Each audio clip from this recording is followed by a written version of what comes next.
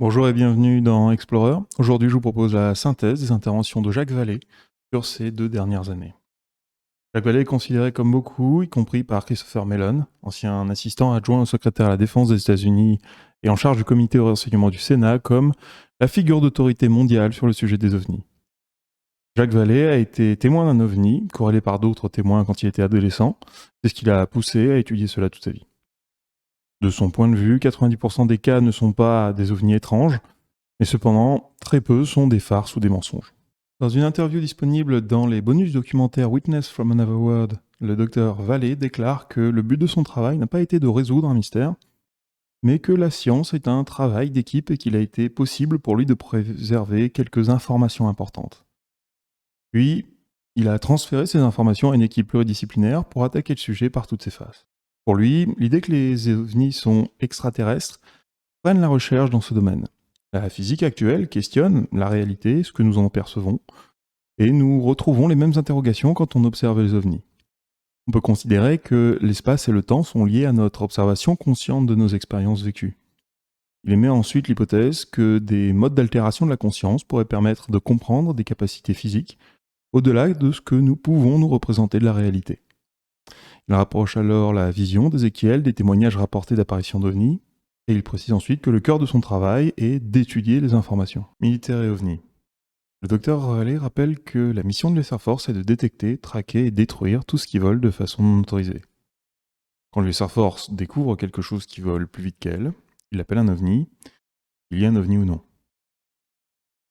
Le docteur Vallée raconte comment Carl Sagan a demandé au NORAD s'ils avaient des traces du passage des ovnis, et ceux-ci lui ont répondu qu'il n'y avait rien qui s'appelle un ovni au NORAD, et qu'ils appelaient des cibles non confirmées. Car comme ça, s'il y avait une requête d'informations sur les ovnis, rien ne pouvait sortir. Quand Carl Sagan leur a demandé combien de cibles ils avaient par mois, on lui a répondu environ 10 000. Concernant l'UAPTF, le nouveau groupe d'études des ovnis mis en place par le Sénat américain, le Dr Vallée trouve cela enthousiasmant car cela ouvre de nouvelles perspectives pour la recherche. Quand on lui pose la question de la relation des ovnis à la science, il fait le diagnostic d'un manque d'intérêt scientifique. Il rappelle la parole de Robert Gates, les mystères sont plus importants que les secrets. Il appelle aussi à un sanity check avec la data, ça voudrait dire qu'il faut garder les pieds sur terre. Il y a des théories, par exemple que l'origine des phénomènes proviendrait d'explorateurs qui nous découvriraient, ou à une alliance secrète qui serait dévoilée. Mais cela ne correspond pas à la variété des données que nous observons à partir de l'étude des cas. La plupart des théories ont une solution surannée. Cela ouvre des opportunités et des nouvelles perspectives. Mais il faut plus que des témoignages, il faut des traces physiques que la science puisse étudier. La levée du secret. Concernant les articles du New York Times, il dit que ces articles sont intéressants, mais qu'aujourd'hui nous devons nous attaquer aux traces matérielles que les ovnis peuvent laisser. De plus, les informations détenues par les sources qui ont géré la dissimulation peuvent être manipulées très facilement. Il faut faire très attention à ce que l'on dit. Cela peut être facilement manipulé pour donner un certain point de vue sur le phénomène. Cependant, les données sont extrêmement encourageantes, plus que jamais auparavant. Ce serait très bien si le laboratoire militaire levait le secret. Mais ce n'est pas nécessaire. Pour lui, nous pouvons faire la recherche nous-mêmes. À propos des vidéos diffusées par le New York Times, il précise aussi que dans d'autres pays, les informations ont été plus ouvertes, y compris en Russie et en France. Il cite le cas en 1978 d'un mirage désarmé arrivant à Dijon et qui détecte une lumière à sa droite, avec une structure à l'intérieur. La lumière tourne autour de lui et se met dans sa queue, ce qui est normalement la position idéale pour attaquer une cible. Il décide alors de faire des manœuvres d'esquive. La lumière le suit pendant ses manœuvres en faisant un tour complet autour de lui, et cela a été appuyé par des témoins au sol. Donc le fait que des chasseurs rencontrent des ovnis n'est pas nouveau. Ce qui est nouveau, c'est que l'on dispose de vidéos. Mais les vidéos peuvent être aussi contrefaites. C'est le fait que l'on dispose de l'ensemble des éléments, radar, caméra, témoignages de pilotes, qui est significatif. Il décrit ensuite une conversation qu'il a eue avec Aimé Michel, où celui-ci avait demandé au colonel Clairoy, dans les années 60, de demander à ce que l'on ouvre les dossiers à ce sujet. Clairoy a accepté et a répondu plus tard à Aimé que ses supérieurs lui avaient dit d'aller demander aux Américains. Les Américains lui ont répondu que Cela créerait trop de problèmes, que les gens n'étaient pas prêts, que la société paniquerait, il y aurait des problèmes d'interaction avec les religions, et que tous ces éléments ne pouvaient pas être contrôlés. Le Dr Vallée précise que lui doute que cela se produise, car cela s'est déjà dit avant pour d'autres révolutions scientifiques, mais rien ne s'est jamais passé. De plus, il précise que pour lui, tout est en train de changer. Le climat, les technologies, les esprits changent, mais personne ne peut prévoir le futur. Il raconte que beaucoup de ses collègues sont des sceptiques très fermés. Ils sont prêts à considérer qu'une vie extraterrestre existe quelque part dans l'univers, mais refusent de croire ce qu'a vu leur voisin. Beaucoup ne sont pas du tout au courant de ces recherches, mais il y a un travail à faire pour leur expliquer que ce n'est pas une menace, ou à leur connaissance, ou à leur domaine, ou à leur travail. Mais il faut accepter qu'il ne s'agit pas de physique conventionnelle. Nous observons un autre niveau. Il ne pourrait pas s'agir d'objets, mais plutôt de super-objets capables de manipuler la réalité elle-même.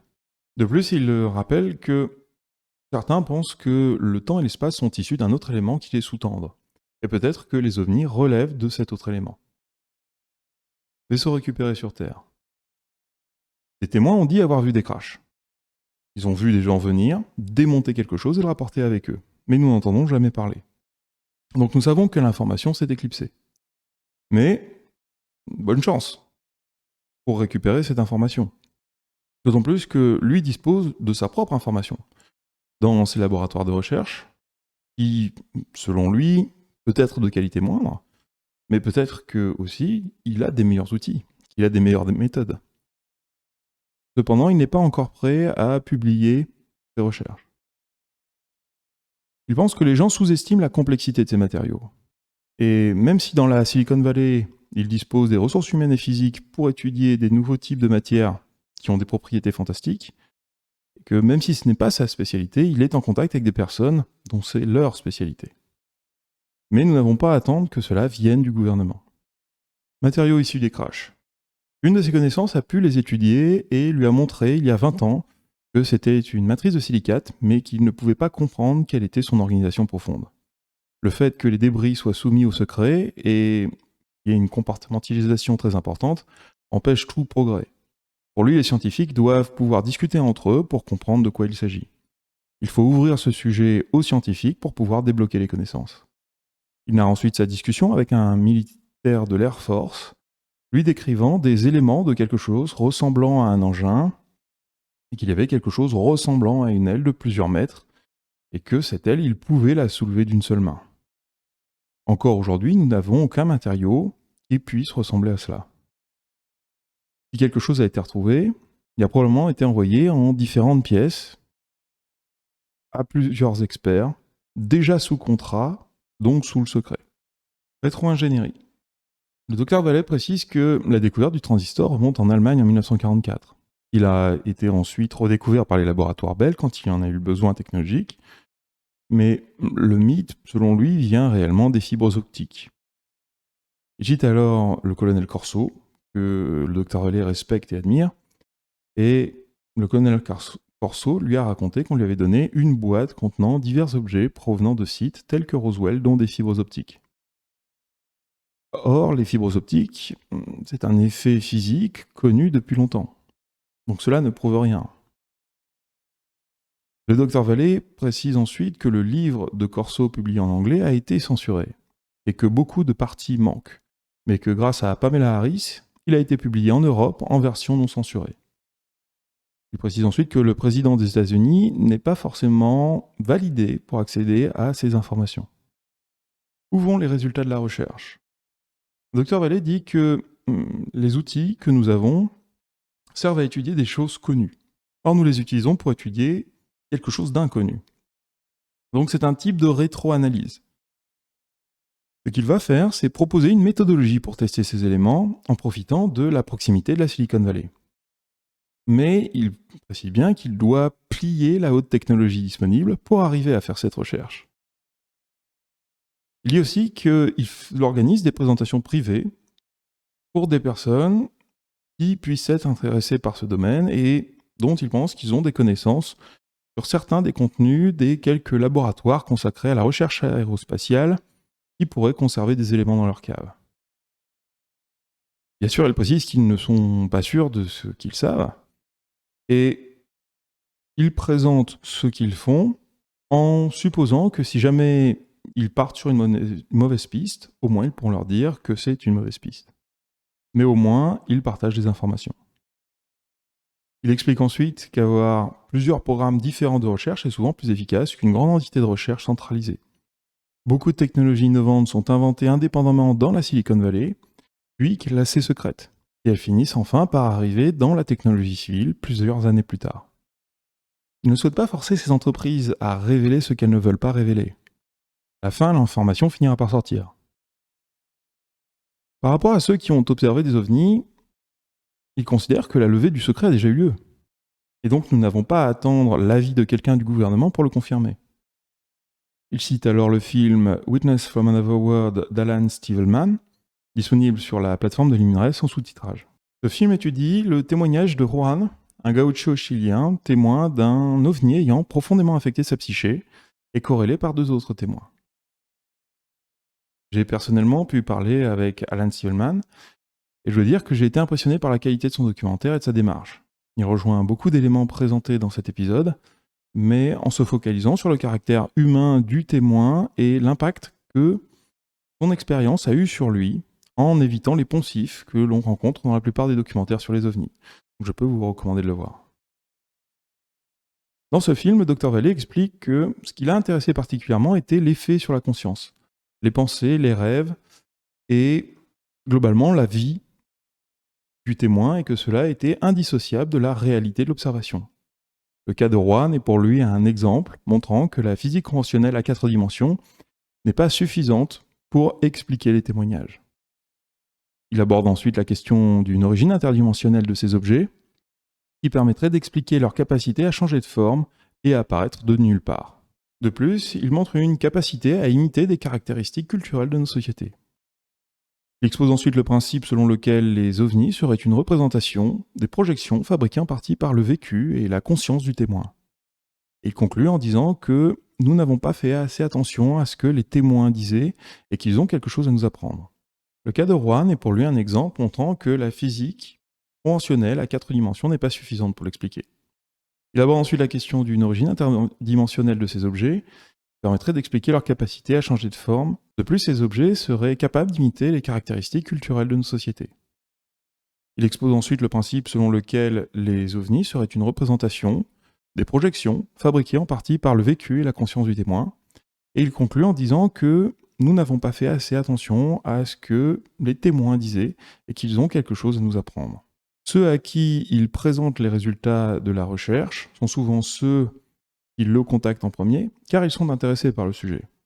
Souvent parce qu'un membre de leur famille ou eux-mêmes ont été témoins. Ils sont de base indépendants, ouverts d'esprit et aux nouvelles idées. La prochaine étape importante pour lui est d'arriver à faire publier les résultats de sa recherche sur les échantillons qu'il a trouvés pour que ça puisse être officiellement reconnu par la science. Quelle recherche est menée ? Il précise qu'il n'y a pas besoin de beaucoup de financement, car souvent, on commence sa recherche discrètement, à bas bruit. Donc, il n'y a pas besoin de centaines de millions de dollars. Vous voulez d'abord essayer à petite échelle. Les métamatériaux semblent intéressants, mais ils testent aussi des matériaux conventionnels trouvés dans les échantillons. Le Dr Vallée parle alors du cas d'Ubatuba au Brésil en 1957, où il a retrouvé du magnésium. Des témoins sur la plage ont vu un objet très brillant venir, exploser et couvrir le secteur de fragments de magnésium.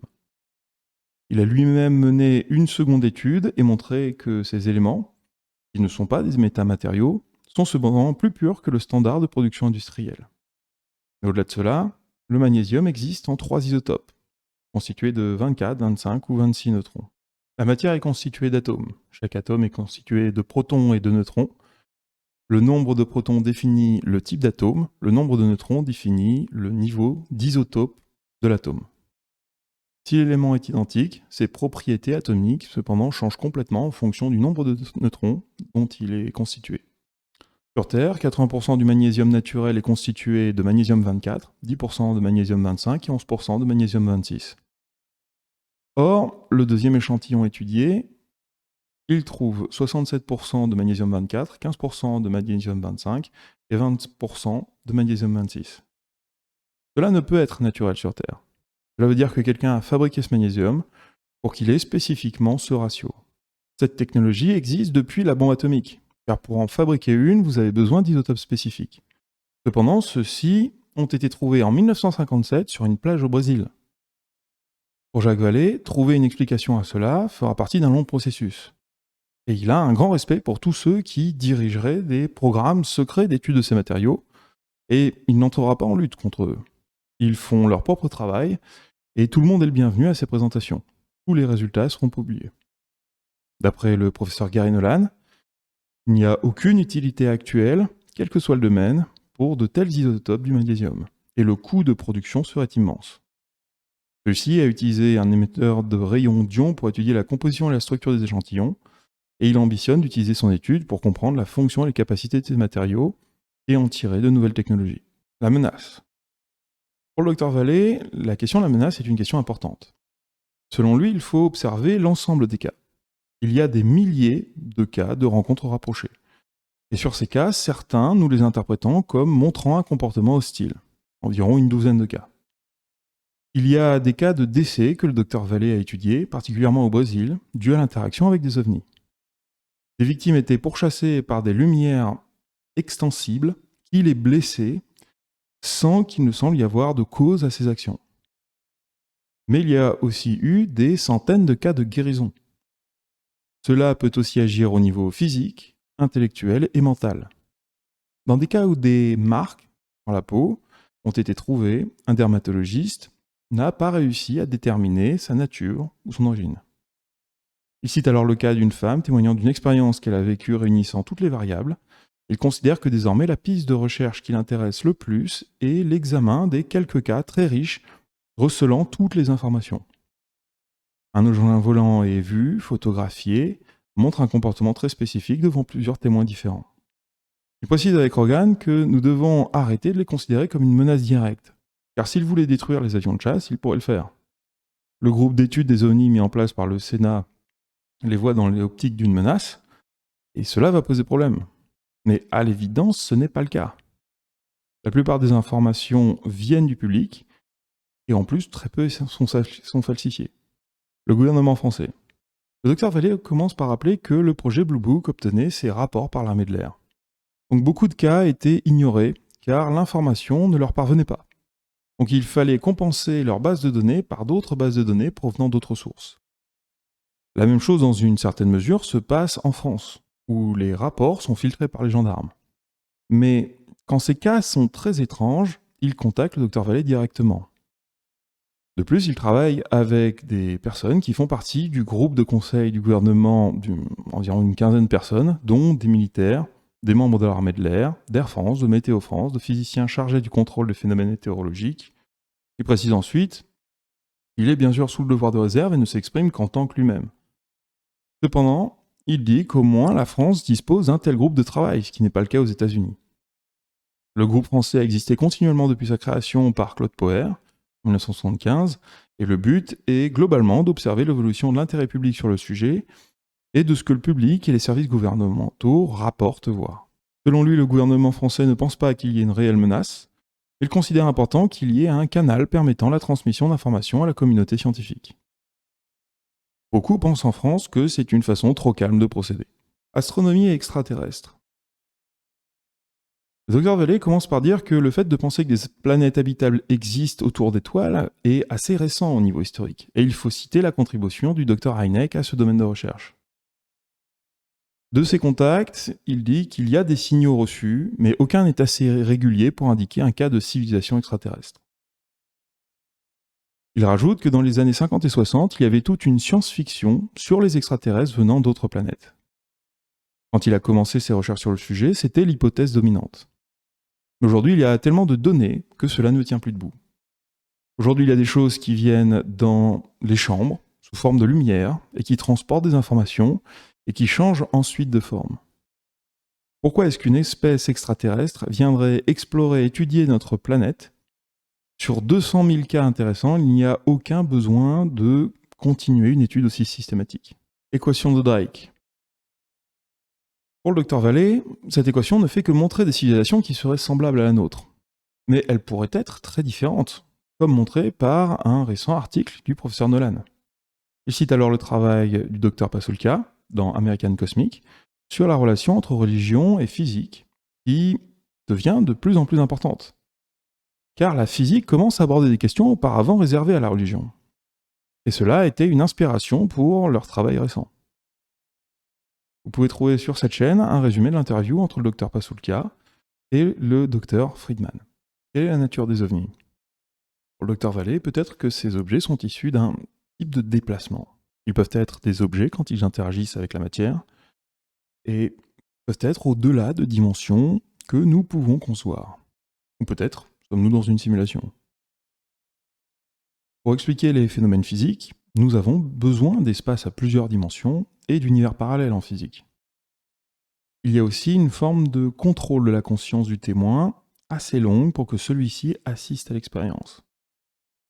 Le docteur Vallée ne pense pas que l'on puisse répondre à cette question toute seule. Il faut une équipe de recherche pluridisciplinaire.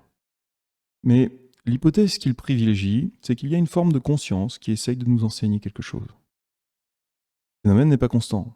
Il s'agit de vagues concernant des régions localisées de façon intense, et ensuite elles partent ailleurs. La seule corrélation qui a été trouvée a été un mécanisme d'apprentissage du docteur Skinner. Ces vagues se déploient en suivant un renforcement mondial d'un apprentissage consistant en un changement de notre comportement et semble concerner un abandon de nos technologies qui présentent un danger et de se préparer possiblement à devoir aller dans l'espace. Le phénomène est toujours aussi juste à la limite de ce qui est reconnaissable. Il nous ressemble et il semble qu'il y a une forme de communication avec eux. Cependant, il précise que certains indices ont été laissés en arrière dans des cas majeurs que son prochain livre, The Best Kept Secrets, portera sur ces éléments qui ont été gardés secrets et qui peut être commandés sur Amazon. Ces informations ont été dissimulées par les témoins eux-mêmes. Non seulement le gouvernement ne veut pas que cela se sache, mais les témoins ne veulent pas que l'on se moque d'eux, que ce soit par les scientifiques ou les journalistes. Donc, ils ne disent pas toute la vérité. Il faut les rencontrer pour cela. Vous ne pouvez pas le faire à distance. Vous devez apprendre à les connaître. Et en faisant cela, vous apprenez tout ce qui n'a jamais été dit. Cela va changer l'histoire du phénomène. La structure de l'information est étonnante. Il y a des points communs dans l'intrusion de la vie des gens. Ce ne sont pas juste des témoins. L'information reste en eux parfaitement claire. Les matériaux sont pour la plupart originaires de la Terre, mais avec des niveaux de complexité très spécifiques.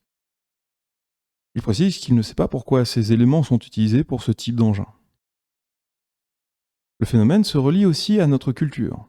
Il observe que très souvent, il n'y a pas d'anthropologistes dans ces enquêtes, alors que nous trouvons des points communs entre la culture locale ancestrale et les témoignages récents.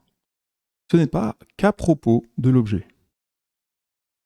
Les militaires ont d'excellents systèmes d'observation, mais le docteur Vallée pense qu'il vaut mieux parler aux témoins face à face. Cependant, dans le documentaire The Phenomenon, réalisé par James Fox, dans une lettre maintenant déclassée trouvée par Jacques Vallée dans les archives du docteur Hynek, datant du projet Blue Book, le Battelle Memorial Institute, une entreprise privée à but non lucratif spécialisée dans la métallurgie, révèle que des études très poussées ont eu lieu dès cette époque par des contractants privés sur des débris récupérés. Cette lettre montre l'inquiétude de ces contractants à l'idée de trouver une explication scientifique au rapport de témoins qui aurait pu surcharger les canaux de communication militaires en cas d'attaque soviétique. Il déclare à cette époque ne pas en savoir assez pour se prononcer de façon définitive. En ce qui concerne les ovnis, quand il écoute un témoin, celui-ci raconte les expériences de vision de lumière, de vision d'autres mondes, qui seraient plus proches des histoires de fantômes que d'engins dans le ciel. Et on ne peut nier ces témoignages. Le phénomène est pour lui beaucoup plus complexe que juste une visite par des extraterrestres. Il continue en considérant que, pour l'instant, la science a manqué le coche, mais que la situation devrait se débloquer bientôt au vu des données qu'il a rassemblées. Pour lui, les prochaines découvertes majeures se feront à partir des sciences de l'information. Au niveau physique, ces engins semblent pour lui avoir des moteurs leur permettant d'utiliser la gravité, comparé à nos roquettes ou réacteurs, qui sont déjà des technologies anciennes. Fin du résumé. Ce résumé est la synthèse de 2 interviews et de 2 films parus ces derniers mois. J'ai essayé de rassembler les informations par thématique. Je considère Jacques Vallée comme étant la meilleure source dans le domaine. Je recommande particulièrement la lecture des 4 tomes de Forbidden Science qui sont extrêmement instructifs dans le domaine. Cet épisode est le premier de la 3e série. Désolé si c'est encore plus hésitant que d'habitude. Dites-moi dans les commentaires ce que vous préféreriez comme modification, je les appliquerai au fur et à mesure. Je rappelle que le but d'Explorer est de proposer le meilleur contenu démonétisé aux frontières de la recherche. Il n'y a aucun objectif d'audience ni besoin en argent. Cependant, si vous voulez que je désactive les publicités, il va falloir 1000 abonnés sur la chaîne. Merci à tous et au prochain épisode.